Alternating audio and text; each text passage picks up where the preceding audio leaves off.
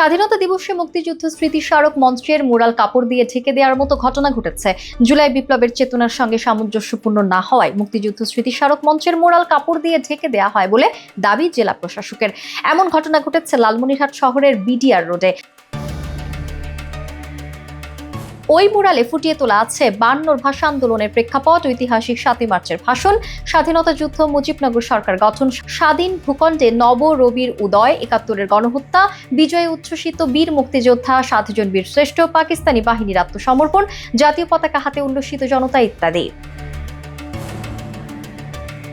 সেটি 26 মার্চ কাপড় দিয়ে ঢেকে রেখেছিল লালমনিরহাট জেলা প্রশাসন। এ নিয়ে তীব্র প্রতিক্রিয়া দেখা দেয়। তীব্র নিন্দা ও প্রতিবাদ জানিয়ে টিআইবির অনুপ্রেরণায় গঠিত লালমনিরহাট সচেতন নাগরিক কমিটির সনাক। এ বিষয়ে লালমনিরহাটের জেলা প্রশাসক বলেন, 2024 সালের জুলাই বিপ্লবের চেতনার সঙ্গে সামঞ্জস্যপূর্ণ প্রতীয়মান না হওয়ায় মুরালটি কাপড় দিয়ে ঢেকে দেওয়া হয়েছে। এ ব্যাপারে লালমনিরহাট সম্মিলিত সাংস্কৃতিক ফোরামের সাধারণ সম্পাদক সুফি মোহাম্মদ তার ফেসবুক পোস্টে লেখেন, লালমনিরহাট শিশু পার্ক সংলগ্ন মুক্তিযুদ্ধের স্মৃতিস্মারক মঞ্চে স্থাপিত মুরাল স্মৃতিস্মারকটি যদি চলমান সময়ের জন্য অনুপযুক্ত হয়, প্লিজ কর্তৃপক্ষ মুরালটি ধ্বংস করে দিন। তবু সারা বছর সবার জন্য উন্মুক্ত রেখে বিশেষ দিনে কাপড় দিয়ে ঢেকে সার্কাস করবেন না।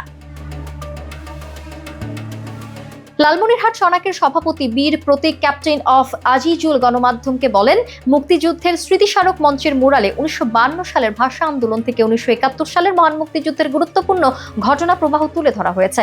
এমন একটি মুরাল 2024 সালের 16 ডিসেম্বর ও গতকাল 26 মার্চ কাপড় দিয়ে ঢেকে দেওয়া কোনোভাবেই সমর্থনযোগ্য হতে পারে না।